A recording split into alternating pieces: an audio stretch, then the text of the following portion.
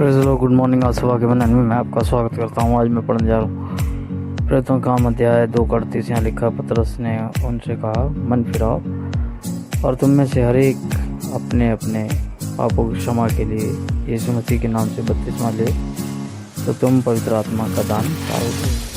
Hallelujah मेरे जी। आज सुबह हम जिस विषय के लिए मनन करेंगे वो है मन फिराने के ऊपर, और दूसरे नंबर पर विश्वास करने पर, यीशु मसीह पर विश्वास करने पर। मेरे जी, जो प्रभु यीशु मसीह की प्रारंभिक जब सेवकाई शुरू हुई, प्रारंभिक सेवकाई में अगर हम नज़र डालें तो हमें दिखाई देता है प्रभु यीशु मसीह ने शुरुआत में कहा कि मन फिराओ क्योंकि स्वर्ग का राज्य निकट है। सेवकाई मेरे जी जो मन फिराव से शुरू होती है। मन फिराव दरअसल ग्रीक में ये जो शब्द है मन फिराव, ये है मेटानोइया। दरअसल इसका अर्थ है कि जहाँ पर आप हैं वहाँ से आगे बढ़ जाएं। ठीक है, ये ऐसा नहीं है कि मैं पश्चाताप कर रहा हूँ, मैं बलिदान चढ़ा रहा हूँ, मैं ऐसा कर रहा हूँ, वैसा कर रहा हूँ, मैं 20 घंटे प्रार्थना कर रहा हूँ या 10 घंटे प्रार्थना कर रहा हूँ या 10 चैप्टर पढ़ रहा हूँ, 100 चैप्टर पढ़ रहा हूँ बाइबल के। It doesn't mean that. इसका अर्थ ये नहीं है। जो मन फिराने का मतलब है कि आपकी जो सोच है उससे आगे बढ़ जाना। आपकी जो बुरी सोच है, आपकी जो बुरी मानसिकता है, उन सोचों से दरअसल आगे बढ़ना है। आपकी जो सोच है, पुरानी सोच को उसे छोड़ना है। Leave it there.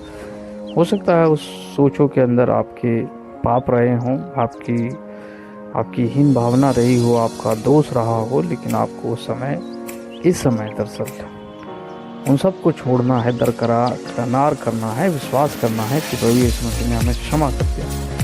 उसने हमें पापों की क्षमा दे दी है। प्रभु यीशु मसीह हमें पापों की क्षमा देने के लिए उस कलवरी के क्रूस पर मारा गया। मेरे जी, जब आप ये विश्वास करते हैं, बेशक हमारे पुराने कर्म हमें सताते हैं, पुरानी बातें हमें झकझोर देती हैं, पुरानी हमारे पाप जो हैं वो पीछा करते हैं।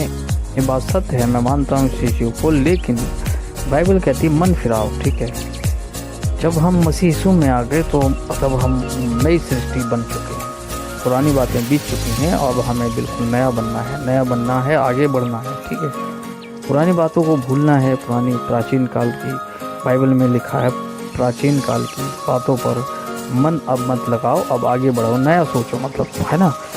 अब लीव इट। जो भी हुआ आपके साथ में पुराने समय काल में, जो भी आपके साथ हुआ, आपसे गलतियां हुई, आपसे पाप हुआ, आपने माफ़ी मांगी, परमेश्वर ने माफ़ कर दिया, प्रभु यीशु मसीह ने माफ़ कर दिया। अब आगे बढ़ना है। जब आगे बढ़ते हैं मेरे, तब हमें विश्वास के साथ आगे बढ़ना है। विश्वास के साथ आगे बढ़ना है कि मुझे यीशु मसीह ने मेरे पापों के लिए, उसने बलिदान हुआ, मेरे पापों के लिए उसने अपने आप को बलिदान किया।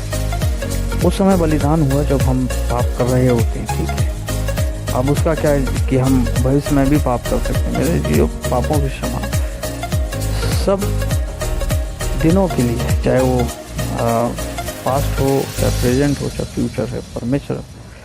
शर्त यह है कि हमें अपने पापों को, मतलब हमारी जो मानसिकता है उसको छोड़ना है और आगे बढ़ना है, विश्वास करना है इस मसीह पे, और हमें अपने आप को नया बनाना है।